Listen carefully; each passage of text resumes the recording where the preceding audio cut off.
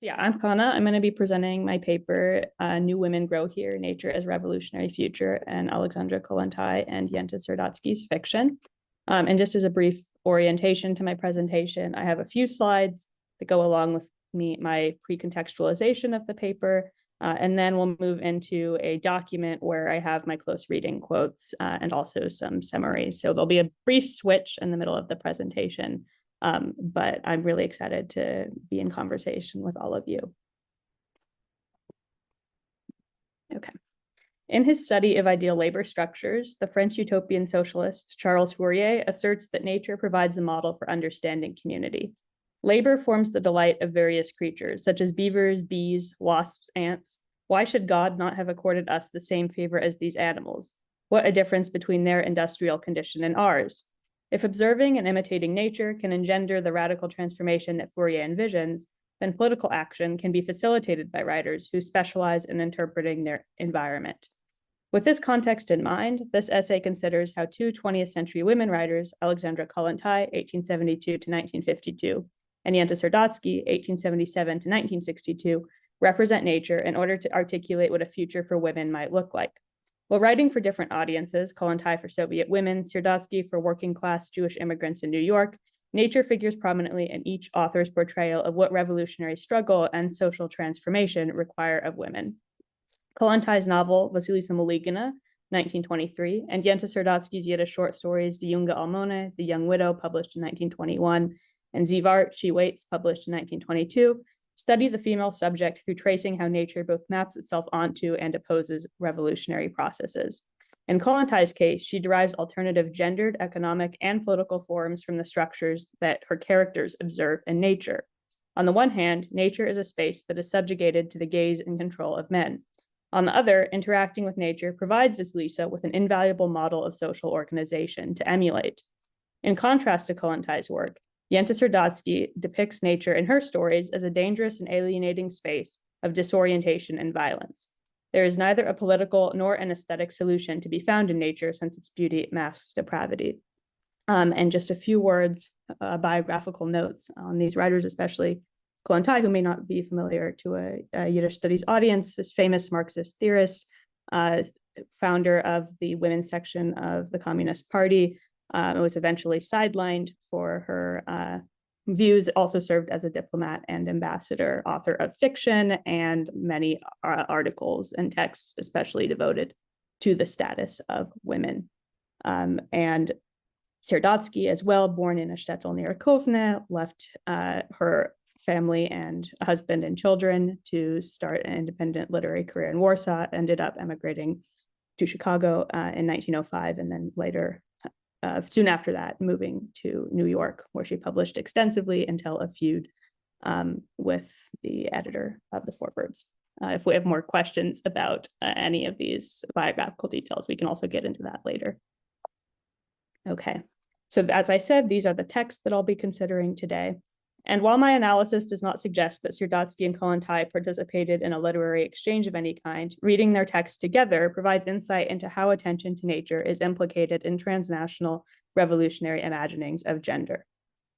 In Vasilisa Maligina, writing in a literary mode allows Kollontai to translate the resolution of Vasilisa's individual case into a method that the reader can implement to gain consciousness.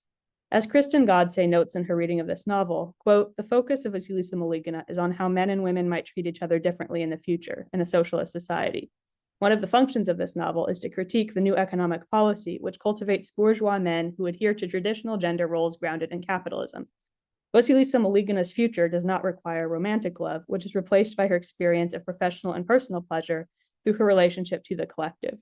Her love for Vladimir is not tenable precisely because it is contingent on Vasilisa subjecting herself to him. However, her encounters with nature reveal the existence of an alternative kind of love that frees her from Vladimir's control. Unlike Kollontai's novel, Serdatzky's short stories do not contain liberatory plans that women can act upon and realize in their own lives.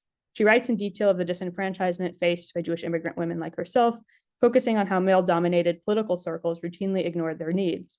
In Die junge Almone, a young widow in New York refuses to continue a romance with a married man, but this denial of her own desires leads to her suffering. In Sie wart, an elderly woman reads stories about robberies in the newspaper, secretly hoping and fearing but a thief will come into her home and save her from her passionless life. Quote, the stories written by Serdatzky in the 1908 to 1920s period reflect an unwillingness by the author to adjust to American life. Her central theme remained one of a relentless estrangement. Her work does not have a place for Kollontai&Yente's New Woman because the trajectories of political and literary development promised by such models continuously betray the women in her stories and her life. Reading Kollontai and Serdatzky together enables us to trace how two writers, working with, to some extent, a shared core literary and political knowledge, but under very different cultural and material conditions, developed interconnected ways of understanding female subjectivity through the models of nature they inherited and circulated, bringing us back to thinkers like Fourier.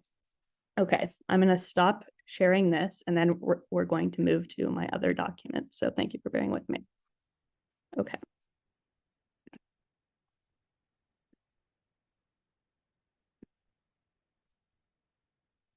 Okay, awesome. So the formalist in me has made a chart. So with that, we'll start off with section 1, window to freedom, window to hell, the house as a bridge to nature.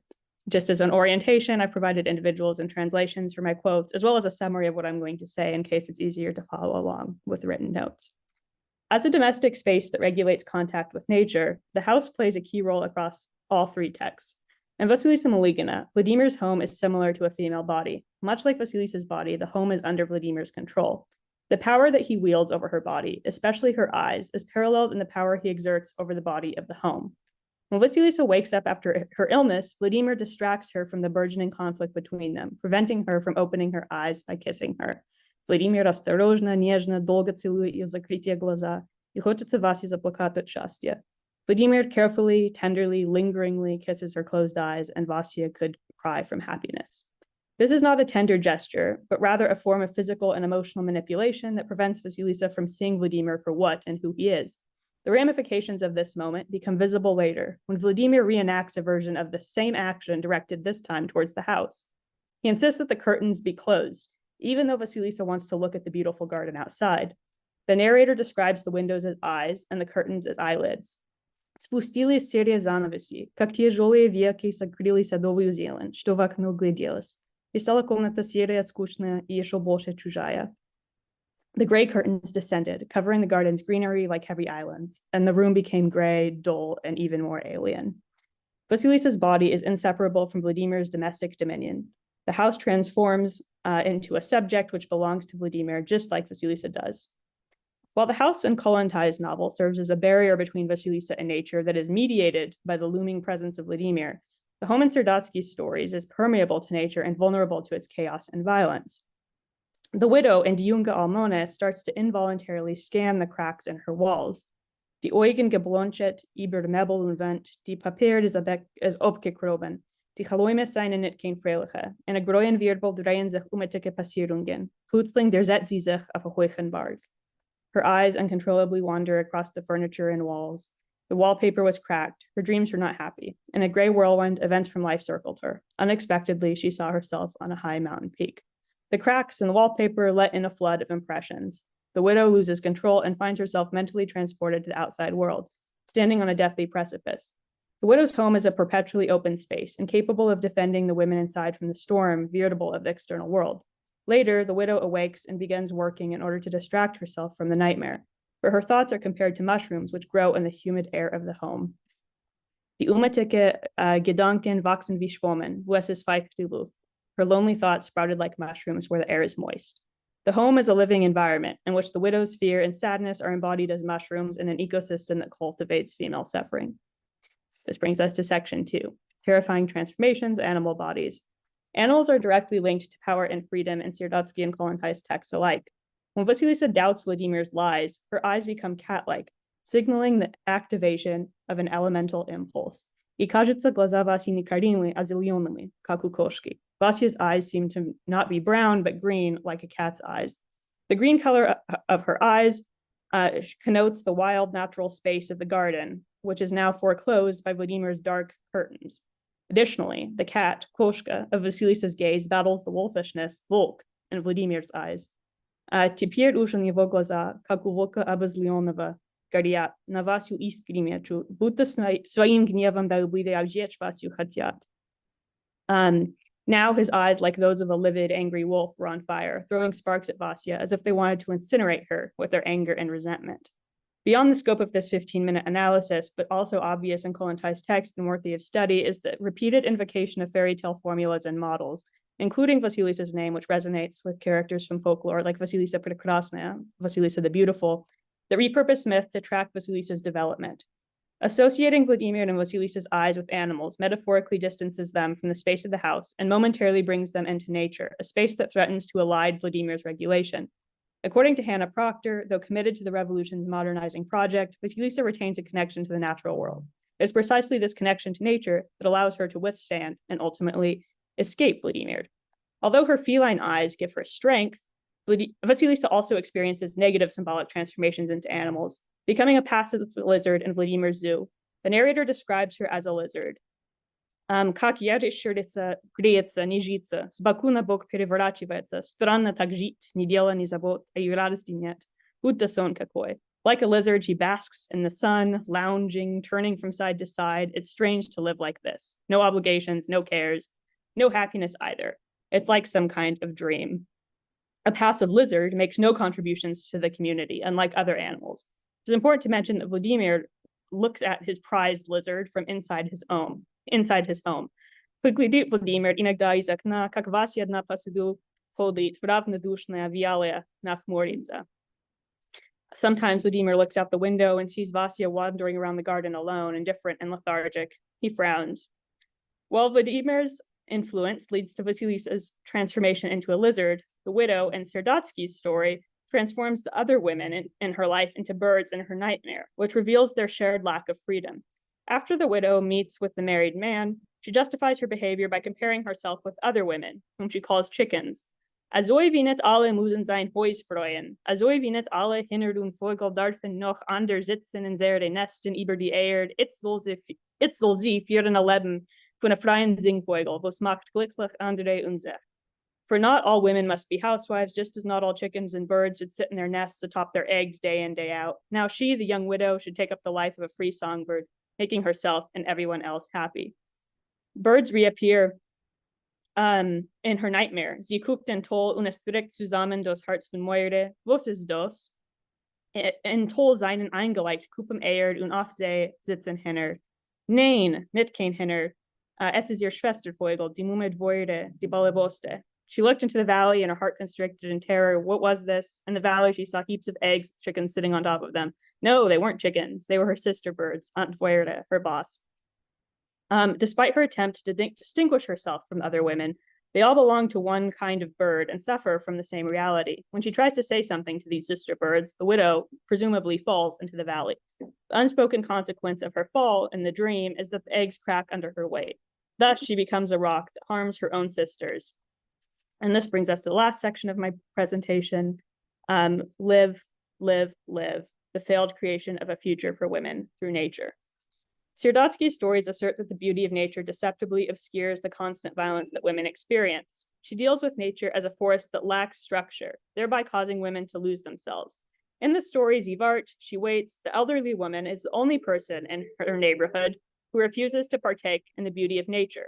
Es öffnen sich a Sachfenster. Mamas und Kinder stecken an euch die Kap und hoben Hanoi von Gottes Welt. Dämmelt verlust dem Fenster. Lots of windows are opened. Mothers and children stick their heads out the windows to delight in God's world. In this moment, she, the old woman, closes the window. The following paragraph helps to explain why the woman has such an aversion to nature. Die beleuchtende Fenster von Geschreinem weisen unmittige Bilder. A Mann sitzt mit den ungemurrten Tonen über der Schüssel Essen wartig und das Weib beleuchtet von Tisch zum Oven, von Oven zum Tisch. The neighbor's illuminated windows frame tragic portraits. A man with a melancholy expression sits down over his morsel of food, and his wife runs from table to oven, then back from oven to table. The old woman understands that this beauty will never actually resolve the pain that she witnesses through the windows of the apartments outside. The portraits that the windows frame document a cycle of violence. Kollontai asserts that the return to nature is necessary and possible because the labor relations between quote-unquote productive animals promote individual happiness and healthy communication. Walking in the garden, Vasilisa meets the bees, which open her eyes to an ideal type of social organization. Amima's пчела прожужжала, и вдруг так хорошо на душе стало, так легко, что и сама удивилась. Оглянулась Вася, точно по-новому сад увидела. So buzz, bzz, the bee buzzed by, and suddenly her soul felt so light, so good that she surprised herself. Vasya looked around and saw the garden in a new way. Here, the repeating sounds, bzz, prajujala, anticipate the life-affirming explanation, jit, jit, jit, live, live, live. Kollontai&Yente's political and aesthetic solution originates in this garden. The bees understand harmony, jit, jiti rabotat, jiti barotza, jiti жизнь любить, как пчелки в сиренях, live and work, live and struggle, live and love life like bees in the lilacs. Fourier specifically mentions bees as animals that fulfill their role in an exemplary way. God provides them, bees, with a social mechanism which attracts them to industry and causes happiness to be found in industry. The violation of nature's order in Kollontai&Yente's text is both a symptom and cause of the problems facing the new woman. Kollontai teaches the reader how to look at and respond to nature, just as Vasilisa does. The questions of the early 1920s, how to move from revolution to the realization of new political, economic, and interpersonal models, manifest in the work of Serdatzky and Kollontai. In Vasilisa Maligina, the new woman suffers because she cannot properly interpret nature. Ultimately, however, it is her learning from the natural world and its rich network of productively oriented economic and social relationships that saves her from the all-consuming Vladimir. Serdatzky does not accept this solution. In the stories that I've considered today, nature amplifies female suffering. There's no transcendence, no program of political action, and no escape to be found for women within the house or outside. Regardless of whether we accept the blueprint that Kollontai offers, placing the environmentally grounded and spatially grounded models for social transformation that they test in their text allows us to look forward to our own moment of environmental and social turmoil. And with that, I'll pass it on to the next speaker. Thank you.